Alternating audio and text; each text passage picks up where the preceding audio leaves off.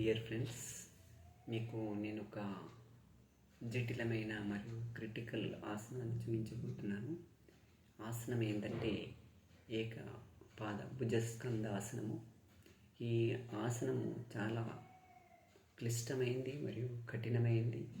So ఈ ఆసనాన్ని మీరు చాలా జాగ్రత్తగా వేయాలి. ఒకవేళ మీ వల్ల కాకుంటే ఆసనాన్ని వేయవద్దు.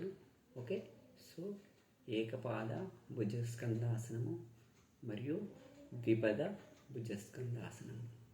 ఈ ఆసనము చాలా జటిలమైంది మరియు క్రిటికల్గా ఉంటుంది. ఓకే, చూడండి. వేసేటప్పుడు వెనుక భాగంలో ఉన్నటువంటి వెన్నుపూసను నిటారుగా ఉంచాలి. ఓకే, ఇలా కూర్చుండి ఫస్ట్ పద్మాసనంలో కూర్చున్న తర్వాత పద్మాసనం ఏ ఆసనం వేసినా కానీ ఫస్ట్ పద్మాసనంలో లేకుంటే సుఖాసనంలో కూర్చుండాలి. కాళ్ళు ఒక దగ్గర వచ్చి. సో పద్మాసనం నుంచి కొద్దిగా రిలాక్స్గా కూర్చున్న తర్వాత రెండు మోకాలు ముంగటికి చాపి, రెండు కాళ్ళను ముంగటికి చాపి, సో మెల్లిగా ఎడమ కాళ్ళను ఫస్ట్ ఎడమ కాళ్ళను లేపి పైన మన భుజం పైన పెట్టాలి. ఓకే, చూడండి. భుజం పైన పెట్టేటప్పుడు చాలా జాగ్రత్తగా మెల్లిగా నిటారుగా వెన్నుపూసను ఏమాత్రం మధ్యలో బెండు కాకుండా చూడండి. మెల్లిగా వేయాలి. సో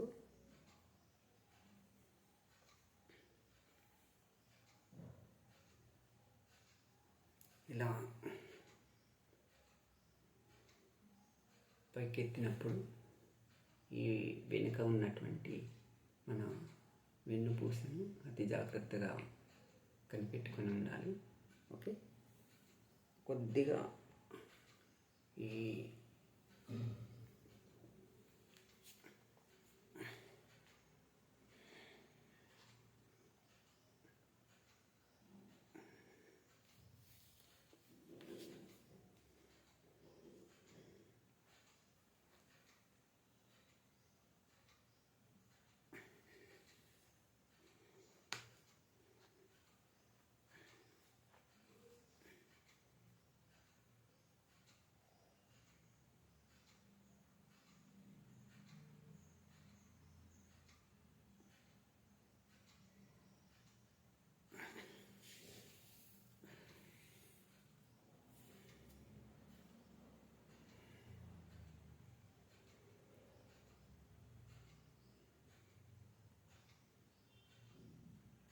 ఇలా రిలాక్స్ కండి.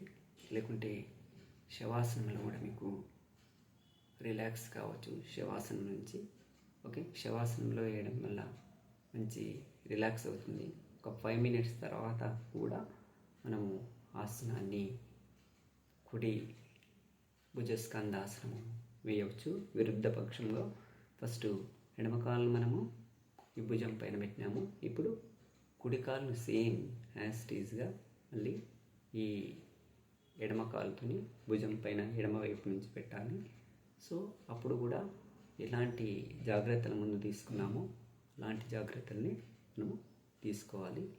సో ఇది కంప్లీట్ అయిన తర్వాత ఎడమ కుడి ఏకపాద భుజస్కంధాసనం మనము కంప్లీట్ చేసినట్టు అవుతుంది. ఓకే, దీని తర్వాత మళ్ళీ ద్విపద భుజస్కంధాసనము వేస్తాము. దాన్ని కంటిన్యూగానే పశ్చిమోత్తాసనం కూడా వేయడం వల్ల మీకు ఏమవుతుందంటే ఈజీగా అవుతుంది. పశ్చిమోత్తాసనం కూడా చాలా జటిలమైన ఆసనం అది.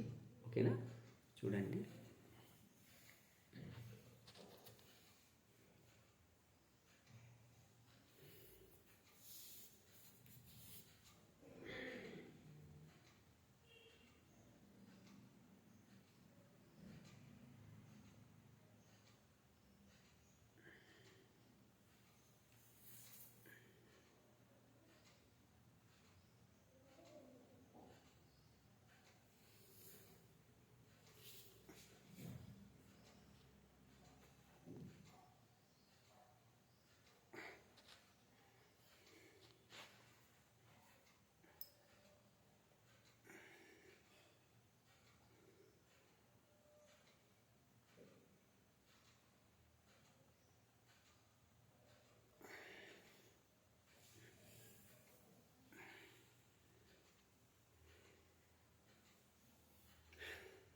వెన్నెముకను బెండ్ చేసినట్టయితే మీకు బ్యాక్ పెయిన్ వచ్చే ఛాన్స్ ఉంటుంది.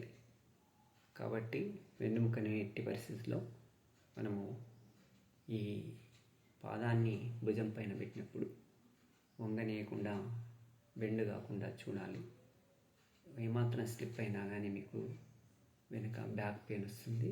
బ్యాక్ పెయిన్ మళ్ళీ మీకు మళ్ళీ ఒక 15 days వరకు వెళ్ళదు. కాబట్టి సో ఈ బ్యాక్ పెయిన్ బ్యాక్ మీకు ఈ వెన్నెముకను అదిలించకుండా చూడాలి. ఓకే, సో దీన్ని ఏకపాద భుజస్కంధాసనము కుడి ఎడమలను మనం కంప్లీట్ చేసినాము. ఇప్పుడు ఈ ఆసనాన్ని ఒకటే టైంలో కుడి ఎడమలు రెండు కూడా భుజం పైన పెట్టడం వల్ల ద్విపద భుజస్కంధాసనము మనము కంప్లీట్ చేస్తాము. అయితే దీన్ని అతి జాగ్రత్తతో మనము దీన్ని చేయాలి. సో చూడండి,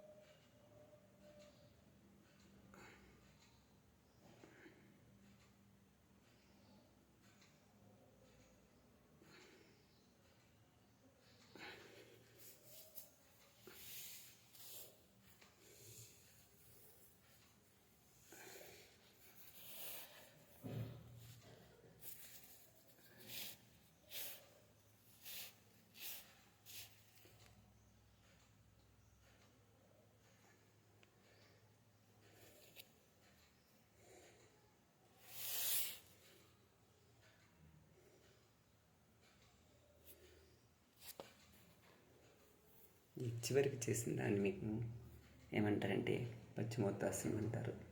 అయితే ఈ ఏకపాద ద్విపద భుజస్కంధాసనాలతో ఇది మీకు అతి సులభంగా మీరు ఈ పశ్చిమోత్తాసనాన్ని కంప్లీట్ చేయవచ్చు. కాబట్టి దీని తర్వాత కంటిన్యూగా నేను అట్లా మీకు పశ్చిమోత్తాసనాన్ని చూపించాను. Okay dear friends, happy Sankranti. ఓకేనా? నమస్కారం.